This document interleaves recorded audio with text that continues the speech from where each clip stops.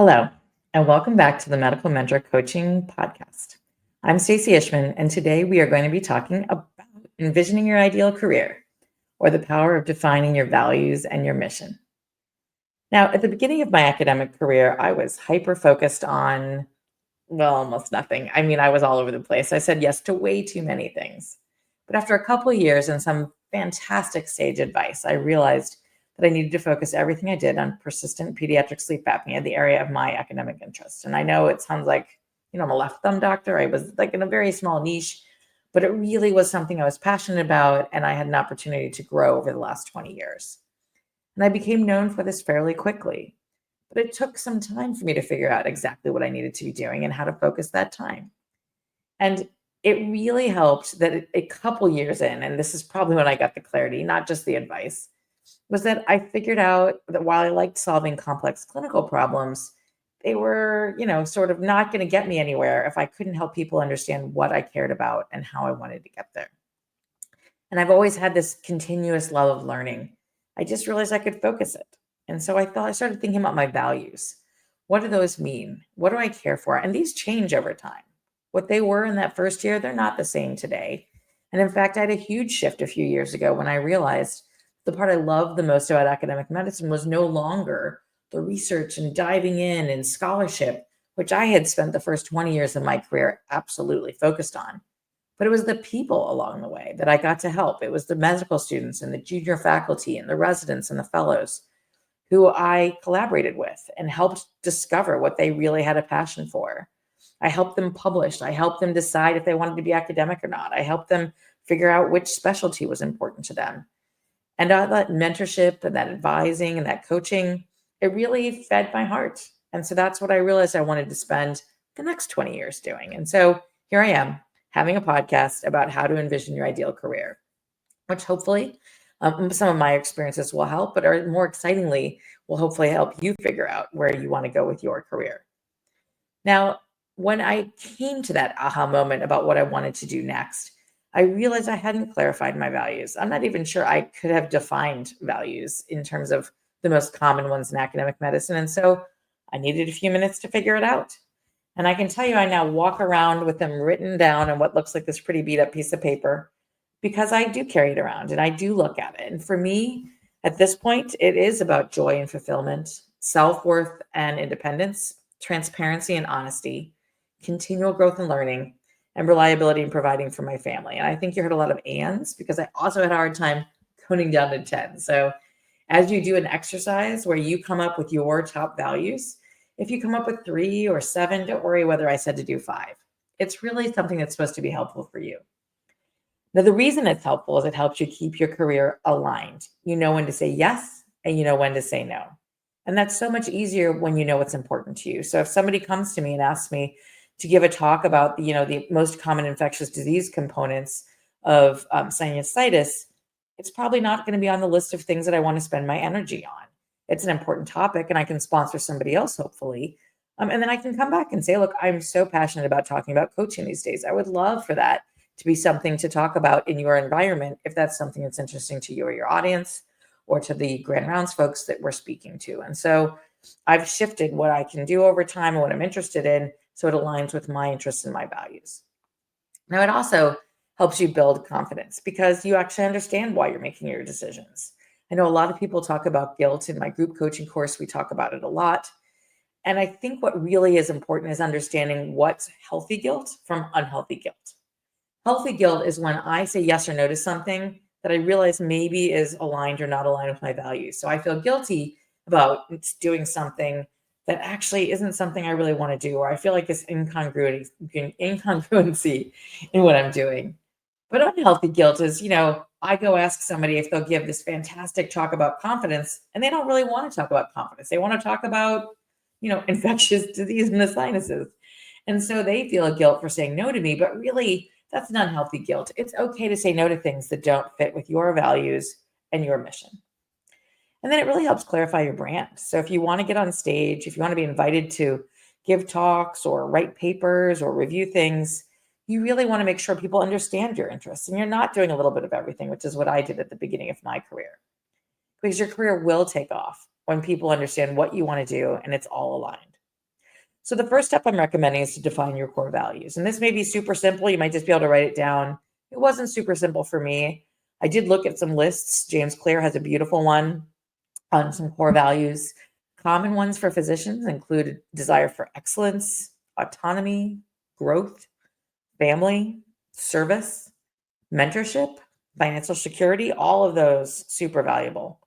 And if you're not sure, you can sit down and work with ChatGPT or one of the other AI engines and figure out maybe what makes sense. And if it doesn't sound right, go back and say, no, this makes more sense, or this resonates, but remove that. And that's kind of how I ended up with a lot of ands, was there was a lot of things that resonated for me at the time. And there's some real life examples. I know people, one of the physicians I worked with really cared about service and mentorship. And so instead of worrying about chasing a lot of first author papers, what he really did was lean into advising and teaching. And he went on to actually get teaching awards. He became an associate dean because those are the things that really he valued and that he cared about, and he became known for. So the other thing I think you should do is craft a mission and a vision statement. And this might feel a little hokey. We don't do it much in academic medicine. I was certainly not advised to do this at the beginning of my career. But the mission is what and why you want to do something. So I really wanted to make sure that we cured or improved the lives of patients with pediatric sleep apnea, and that I could make their care better. And then the vision was, what does that look like in 5 to 10 years? And I wanted to be able to say that I had a body of literature that made sense, that built upon itself, where I learned something, that I was teaching other people to carry that mission forward, that I had a group of patients that I had taught and learned from along the way. And at this point, it looks different, right? So my mission at this point is really to empower early career academic physicians, design fulfilling, impactful careers by giving them high yield coaching and mentorship.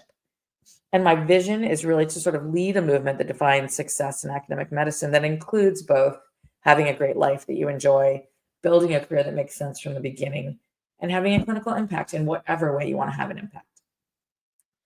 Now, one of the examples I can give you is I worked with this fantastic woman who was amazing to work with. As a junior faculty member, she asked me to be on this panel for pediatric sleep apnea. Fit my vision, fit my mission. And she made it so easy. She gave me the questions ahead of time. She built scenarios.